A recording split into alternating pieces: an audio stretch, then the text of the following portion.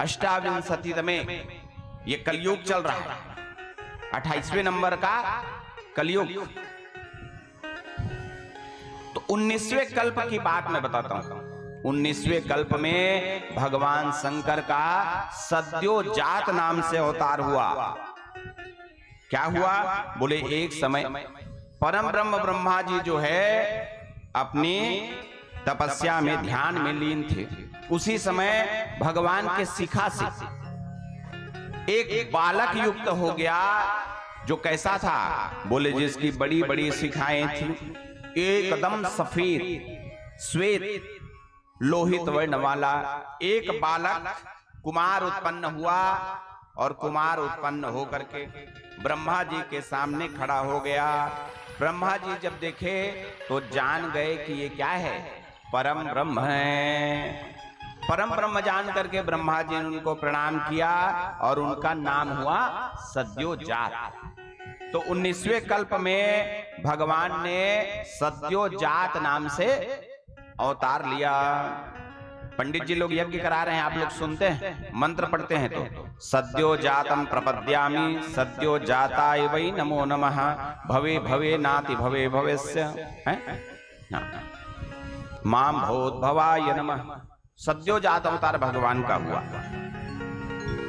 उसी सद्योजात ने भगवान ब्रह्मा को अनेक प्रकार से ज्ञान दिया और सृष्टि उत्पन्न करने की शक्ति प्रदान करी। 20वें कल्प में भगवान शंकर का एक और अवतार हुआ, रक्त कल्प। इस अवतार में भगवान ब्रह्मा जी जो है लाल रंग के वस्त्र पहन करके, रक्त वर्ण के और लाल रंग के वस्त्र पहन करके भगवान ब्रह्मा जो है बैठे हुए थे और मन में ये सोच रहे थे कि भगवान एक पुत्र की प्राप्ति हो जाए। पुत्र की कामना लेकर के ध्यान लगा करके बैठे थे। उसी समय ब्रह्मा जी के सामने एक बालक प्रकट हो गया। कैसा था?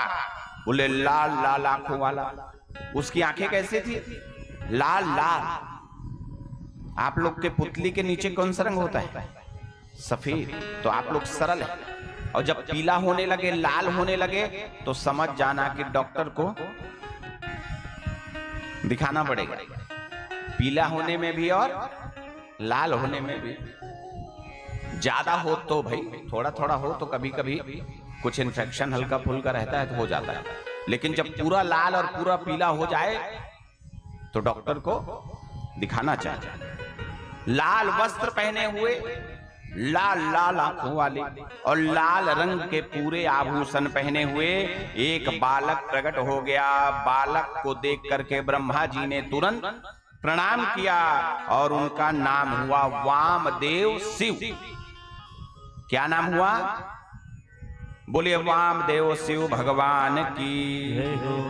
ब्रह्मा जी को वामदेव शिव जी ने सृष्टि विस्तार की। पहले वाले भगवान ने सृष्टि करने की शक्ति प्रदान की थी और वामदेव शिव ने सृष्टि के विस्तार करने की शक्ति ब्रह्मा जी को प्रदान किया। 21वें कल्प में भगवान का पीतवासा नाम का अवतार हुआ। पीतवासा। इस कल्प में 21वें कल्प में ब्रह्मा जी पीला रंग का कपड़ा पहन करके सुंदर एक बालक को प्राप्त करने के लिए पुत्र की कामना कर रहे थे। ब्रह्मा जी हर कल्प में क्या करते हैं? पुत्र की कामना करते हैं। तो 21वें कल्प में भगवान शिव पीतांबर पहने हुए एक बालक के रूप में प्रकट हो गए। ब्रह्मा जी ने उनको तत्पुरुष शिव जान करके प्रणाम किया। बोलिए तत्पुरुष भगवान की। इसीलिए आप लोग भगवान शंकर को जब अभिषेक प्रदान करते हैं उसके बाद स्तुति करते हैं तो आप लोग कहते हैं ना क्या? ओम तत्पुरुषाय विद्महे महादेवाय धीमहि तन्नो रुद्रः प्रचोदयात्। वही तत्पुरुष शिव जो है 21वें कल्प में आए। इसके बाद भगवान शिव का अघोर अवतार हुआ, जिसको आप लोग अघोरी कहते हैं, अभी भी घूमते रहते ना। हाँ, तो अघोरी लोग रहते कहाँ हैं जानते हैं? कहाँ रहते हैं? शमशान में। उनका अपना कोई घर नहीं होता, जहां शमशान रहते हैं वहीं होता है। तो शिव नाम के कल्प में भगवान काले वस्त्र पहने हुए, काली पगड़ी लगाए हुए, यहां तक कि जनेऊ भी कौन से रंग का? बोले काले रंग का, और काले रंग का मुकुट पहन करके, काले रंग के सुगंधित चंदन को शरीर में लगा करके भगवान जो है ब्रह्मा जी के सम्मुख प्रकट हुए। जब ब्रह्मा जी ने उन्हें देखा तो बोले महाराज आप अघोर शिव हैं। ऐसा कह करके ब्रह्मा जी ने अघोर शिव भगवान को प्रणाम किया। जब अघोर शिव भगवान आए, उसी समय से घोर नामक योग की भी अलग अलग विधाएं हैं, तो घोर नाम का जो योग है उसकी उत्पत्ति अघोरी शिव ने किया है। ईशान देव नाम के कल्प में माता सरस्वती प्रकट हुई, उससे पहले माता सरस्वती प्रकट नहीं हुई थी।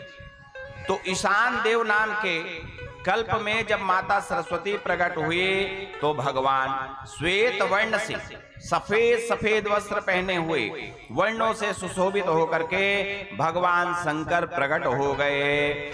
जब ब्रह्मा ने देखा तो ब्रह्मा ने भगवान शंकर के उस अवतार को ईशान देव कहा। क्या कहा? ईशान देव। बोलिए ईशान देव भगवान की। इस प्रकार भगवान शंकर ईशान, तत्पुरुष, अघोर, वामदेव और सद्योजात के रूप में अवतार लिए।